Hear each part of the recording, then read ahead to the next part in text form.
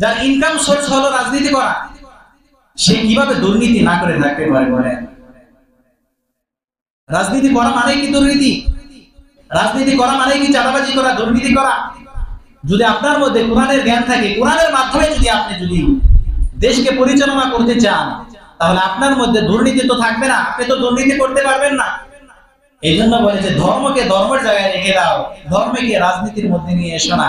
তারা বুঝাইতে চায় যদি আমরা ধর্মকে যদি রাজনীতির মধ্যে নিয়ে আসি, তাহলে তো আমরা দুই নাম্বারই করতে পারবো না, ঠিক কিনা বলেন না? এই জন্য কিছু মুসলমান তারা ভুল করে বলুক আর ইচ্ছা করে বলুক, তারা বলে যে ধর্মের জায়গায় ধর্মকে রেখে দাও, ধর্মকে রাজনীতি অঙ্গনে নিয়ে এসো না। অথবা এরকম অনেকে বলে যে নামাজ রোজা ধর্ম থাকবে মসজিদের ভিতরে, এই ধর্ম আবার এটা আবার রাজনীতি অঙ্গনে কিভাবে আসবে? ওনারা এটা বুঝাইতে চায় যে কোরআন বা ইসলাম শুধুমাত্র নামাজ রোজা কিভাবে করতে হবে সেক্ষেত্রেই বুঝিয়েছে। মনে হয় রাষ্ট্র কিভাবে পরিচালনা করতে হবে, রাষ্ট্র কিভাবে সেটাকে দেখতে হবে, কিভাবে পরিচালনা করতে হবে, সেটা মনে হয় কোরআনে নাই। ওনারা এটাই বুঝাইতে চায়, ঠিক না বলেন না? আমি আপনাদেরকে বলতে চাই, কিভাবে রাষ্ট্রকে পরিচালনা করতে হবে সেটা মনে হয় কোরআনে নাই। আর জোরে বলেন না, নাই মনে হয়? নবীজি সাল্লাল্লাহু আলাইহি ওয়াসাল্লাম রাষ্ট্র পরিচালনা করে নাই? নবীজি সাল্লাল্লাহু আলাইহি ওয়াসাল্লাম রাষ্ট্র পরিচালনা করেছেন, সাহাবায়ে কেরাম পরিচালনা করেছেন। ওমর রাদিয়াল্লাহু তাআলা আনহু নিজেও বলেছেন যে সুদূর এলাকায়ও যদি একটা কুকুর পর্যন্ত যদি না খেয়ে মারা যায়, তাহলে আমি ওমর যেহেতু এখন আমি রাষ্ট্রপতি, সুতরাং আমাকে আল্লাহর কাছে এই হিসাবটা পর্যন্ত দিতে হবে। সুবহানাল্লাহ। কিন্তু আমাদের আজ কয়জনের আছে বলেন না?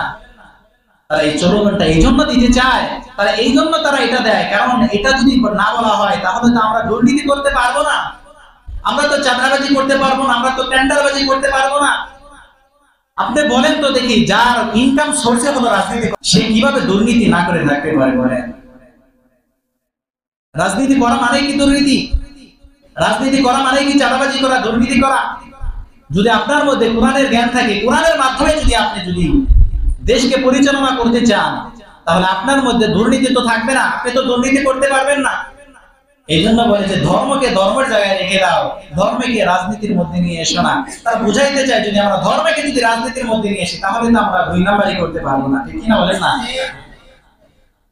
আবার কিছু মানুষ আমাদের উলামায়ে কেরামদেরকে বলে, হুজুর আবার কি বুঝে, হুজুর কি আবার রাজনীতি করতে পারবো, হুজুর কি রাষ্ট্র চালাইতে পারবো? হুজুর তো নিজে টুপি রাখতে পারে না, টুপি সুদা করতে করতেই ওনার দিন যাইব, উনি আবার রাষ্ট্র পরিচালনা করতে পারবে কিভাবে? আপনি একাই বর্তমান দেখেন একটু আফগানিস্তানের দিকে, আপনার চোখে আঙ্গুল দিয়ে দেখাচ্ছে যে দেশের মধ্যে দীর্ঘ 20টা পর্যন্ত যাদের উপরে আক্রমণ করা হয়েছে, যুদ্ধ করা হয়েছে, চিন্তা করেন আপনি একটু। 20টা বছর পর্যন্ত যদি বিশ্বের সুপার পাওয়ার যে আমেরিকা, তাদের উপরে যদি সর্বসময় আক্রমণ করে থাকে, পৃথিবীর কিছু থাকে ওই দেশে? ওই দেশের কিছু মনে হয় থাকে না। অথচ দেখেন না, মাত্র 21 থেকে 25, মাত্র 4 বছর বয়স হয়েছে। 4 বছরের পরে, এই 4 বছরের মধ্যে তারা দেশটাকে এমন ভাবে সুন্দরভাবে তারা দেশটাকে সাজিয়েছে, তাদের দেশের মধ্যে কোনো ধরনের দুর্নীতি নাই, তাদের দেশের মধ্যে কোনো ধরনের আপনি ধর্ষণ খুঁজে পাবেন না, তাদের দেশের মধ্যে কোনো ধরনের চুরি ডাকাতি পাবেন না, রাস্তার মধ্যে আপনি লক্ষ লক্ষ টাকা আপনি অপেন নিয়ে যাবেন, আপনাকে কেউ চিন্তাই করবে না। মোল্লারা রাজনীতি করবে না, দেশ চালাতে পারবে না। দেখেন তারা কিভাবে চালাচ্ছে। আজ আমার বাংলাদেশের কথা বলি, $1 সমান 120 টাকার উপরে, অথচ তাদের সেই মোল্লাদের দেশের আপনি দেখেন একটু, তাদের $1 সমান 70 টাকা মাত্র, 70 আফগানি। অথচ মোল্লারা আপনাদের দেশের অবস্থা দেখেন, এক একটা রাস্তা 2-3 মাসও যায় না, রাস্তা করার পরে দেখা যায় ভাঙ্গে যায়।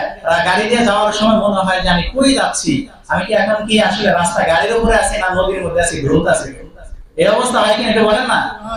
রাস্তার অবস্থা। অথচ মোল্লাদের দেশে যান, মোল্লাদের দেশের এক একজন যারা যে দায়িত্ব আছে, যারা রাস্তার দায়িত্ব আছে, তাদের কথা হলো কন্ট্রাক্টরকে আগে থেকে বলে দেয়, এই যে রাস্তাতে আমি তোমাকে দিচ্ছি, রাস্তাতে তুমি কন্ট্রাক্ট দিচ্ছ, এই রাস্তা যদি 100 বছরের কমে যদি ভেঙে যায়, 100 বছর আগে যদি রাস্তা নষ্ট হয়ে যায়, তোমার কন্ট্রাক্টরকে কিন্তু রাস্তার মধ্যে দাফন করে দিবে।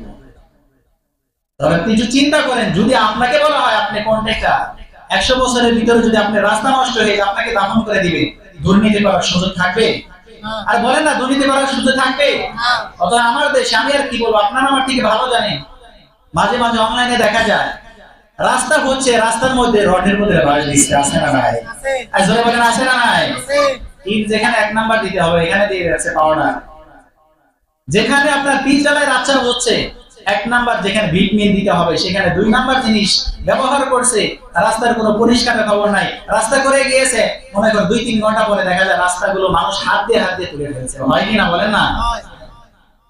এই জন্য কোরআনের মাধ্যমে যখন রাষ্ট্রকে আপনি পরিচালনা করবেন, কোরআনের মাধ্যমে যখন আপনি রাষ্ট্র পরিচালনা হবে, যার মধ্যে কোরআন আছে সে যখন একটা রাষ্ট্রকে পরিচালনা করবে, ওই রাষ্ট্রের মধ্যে কোনো দুর্নীতি থাকবে না, দুর্নীতি কেউ করতে পারবে না। যার বাস্তব প্রমাণ হলো বর্তমানে আফগানিস্তান। ঠিক না?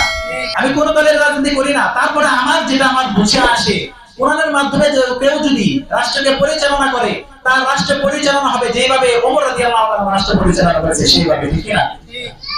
যেভাবে রাষ্ট্র পরিচালনা করেছে হযরত আবু বকর, নবীজি যেভাবে রাষ্ট্র পরিচালনা করেছে সেইভাবে তার রাষ্ট্র পরিচালনা হবে। এই জন্য আমাদের শুধুমাত্র আমরা এই কোরআনকে শুধুমাত্র মসজিদে আটকায় রাখার জন্য নয়, কোরআনকে শুধুমাত্র আমার ইবাদত সামান্য 2-4টা মোটা ইবাদতের মধ্যে আটকে রাখার নাম নয়। কোরআনকে আল্লাহ তাআলা দিয়েছেন আমাকে জন্ম থেকে মৃত্যু পর্যন্ত যেই সেক্টরে আমি যাই না কেন, যেই কাজে আমি যাই না কেন, ওই কাজে আমি কোরআনের মাধ্যমে সমাধান করার জন্য আল্লাহ আমাদেরকে কোরআন দিয়েছে। সুবহানাল্লাহ। আর হেফাজতের দায়িত্ব কে নিয়েছেন বলেন? আর জোরে বলেন না, কে নিয়েছেন?